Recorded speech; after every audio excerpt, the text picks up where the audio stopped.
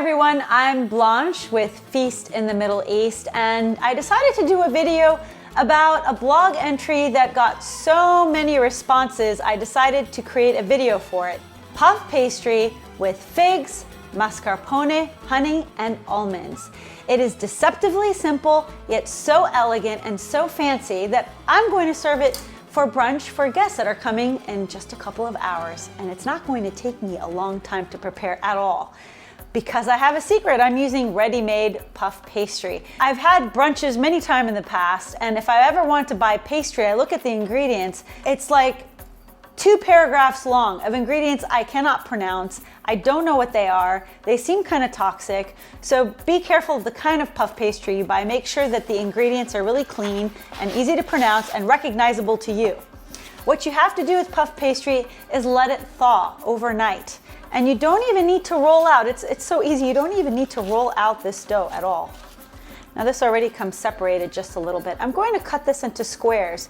And a big trick with puff pastry is you want to prick it with a fork. If you don't prick it with a fork, it's just gonna all puff up and all the toppings will slide right off.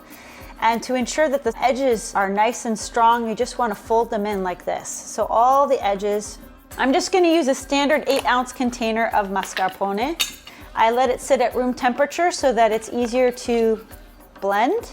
I'm going to add about 1 teaspoon of vanilla extract.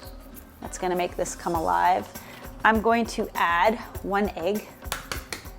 And this is another plus to making your own pastry, is that you can control the amount of sweetness that goes into it. So I'm only gonna put about 2 tablespoons of honey.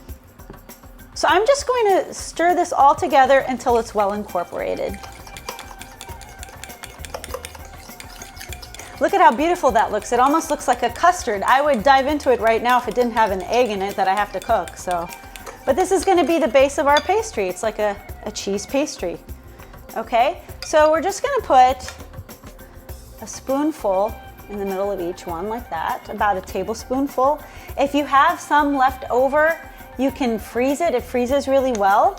And you can also just bake it as a sort of flan or pudding and top it with fresh berries. Now to give this some Middle Eastern flair, I have fig jam. Usually I make my own fig jam in the summer, but right now it's not fig season. So fig jam does just as well and it gives it that nice Middle Eastern flavor. And you don't need to go crazy with the fig jam, because it's gonna spread. So just about like a teaspoon and a half, just to give it that beautiful exotic flavor that we often expect from Middle Eastern food. So this is my idea of mixing East and West. This is what's really gonna set things apart from anything you buy store-bought. I can guarantee you're gonna be hard-pressed to find fig pastry in the supermarket.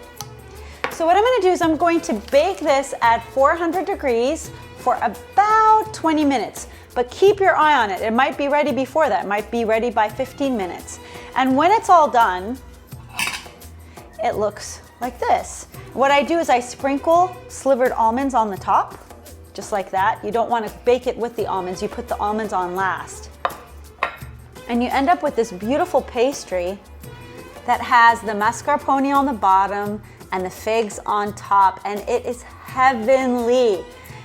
Bring this to your next brunch or potluck and tell me what the guests say. I want to hear all about it in my comments below.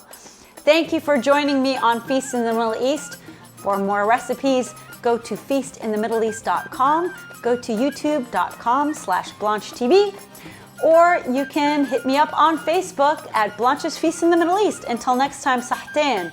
Enjoy these beautiful delicacies with the Middle Eastern twist.